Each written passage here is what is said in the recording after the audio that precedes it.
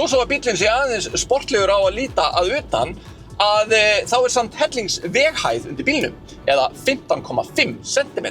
Ég búinn að prófa þennan bíl í alvöru íslenskum vetraraðstæðum í hálku, snjó og alls konar sudda og ógeði.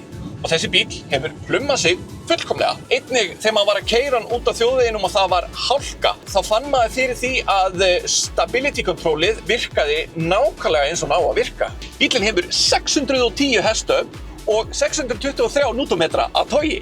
Bíllinn kemst frá 0 upp í 100 á 4 sekúndum. Þá hafið það í huga að öll þessi hestöfl eru í þessum litla, þokkalega netta fjölskyldu bíl. Það hefði verið óhugsandi fyrir nokkrum árum síðan að fjölskyldubíllinn út á plani hefði haft 600 hestöfl. Þetta eru tölur sem eiginlega bara brjóta heilann í mér pínu. Ég hef ekkert að gera með 610 hestöfl, en Guð hjálpi mér hvað er gaman að vita það að maður hafi 610 hestöfl.